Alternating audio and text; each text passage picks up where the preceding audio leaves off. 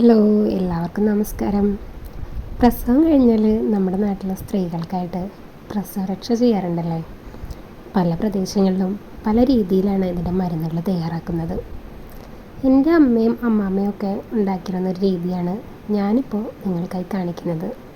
നമ്മുടെ ചാവക്കാട് തന്നെ ഈ കഞ്ഞി മറ്റ് രീതികളിൽ ഉണ്ടാക്കുന്നത് ഞാൻ കണ്ടിട്ടുണ്ട്. ഈ കഞ്ഞി ഉണ്ടാക്കുന്നതിനായിട്ട് പച്ചരി ഒരു കപ്പളവിൽ എടുക്കാം. പച്ചരിക്ക് പകരം ഞവര അരിയാണെങ്കിൽ ഒന്നുകൂടി ശരീരത്തിന് നല്ലതാണ്. ഞവര അരി വേവിച്ചിട്ട് കിഴി കെട്ടിയിട്ട് വാതമുള്ള സ്ഥലത്ത് വെക്കുന്നത് വേദന കുറയ്ക്കാൻ നല്ലതാണ്. പ്രസവരക്ഷ ചെയ്യുന്നതിന് ഒട്ടുമിക്ക മരുന്നുകളിലും ഞവര അരിക്കൊരു പ്രത്യേക റോള് തന്നെയുണ്ട്. നമ്മുടെ കഞ്ഞിയിലെ മെയിൻ ഇൻഗ്രീഡിയൻ്റാണ് മുറിമരുന്ന്. ചാവക്കാട് പനക്കക്കാരുടെ കടയിൽ നിന്ന് വാങ്ങിച്ച ഒരു ആയുർവേദ മരുന്നാണിത്. ഒരുതരം വേര്. ഈ വേര് നമ്മുടെ വീട്ടിൽ കൊണ്ടുവന്ന് അതിൻ്റെ തൊലി മാത്രം ചെത്തിയെടുക്കും. ഈ തൊലി നന്നായി കഴുകി നല്ല വെയിലുണ്ടാകുമ്പോൾ 2-3 ദിവസം ഉണക്കിയെടുക്കും. ഇങ്ങനെ ഉണക്കുന്ന ഈ തൊലി പൊടിച്ചിട്ടാണ് നമ്മുടെ വീട്ടിലൊക്കെ കഞ്ഞി വയ്ക്കാറ്. പൊടിക്കാതെ നമുക്കിത് കഞ്ഞിയിലിടാവുന്നതാണ്.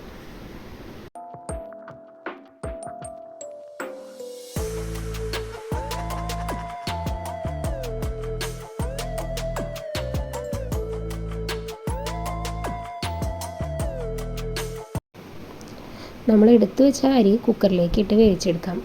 ആ സമയം തേങ്ങയും ജീരകവും മഞ്ഞൾപ്പൊടിയും മുറിമരുന്നും ചേർത്ത് ആവശ്യത്തിന് വെള്ളമൊഴിച്ച് അടിച്ചെടുക്കാം.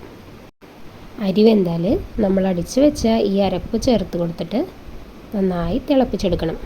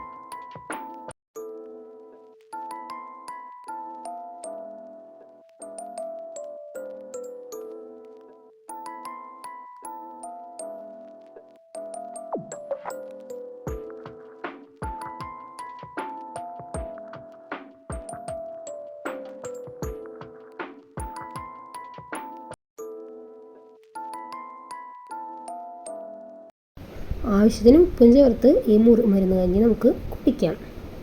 പ്രസവത്തെ തുടർന്ന് നമ്മുടെ ശരീരത്തിനകത്തും പുറത്തും ഉണ്ടാകുന്ന മുറിവുകളെല്ലാം ഉണങ്ങാനും പഴയ ആരോഗ്യം വീണ്ടെടുക്കാനും പ്രസവരക്ഷ ഒരു അനിവാര്യം തന്നെയാണ്. നിങ്ങളുടെ നാട്ടിൽ എങ്ങനെയാണ് മുറിമരുന്ന് കഞ്ഞി ഉണ്ടാക്കുന്നതെന്ന് കമൻ്റായിട്ട് എഴുതണം. വീഡിയോ ഇഷ്ടമായെങ്കിൽ സപ്പോർട്ട് ചെയ്യണം. Thank you for watching.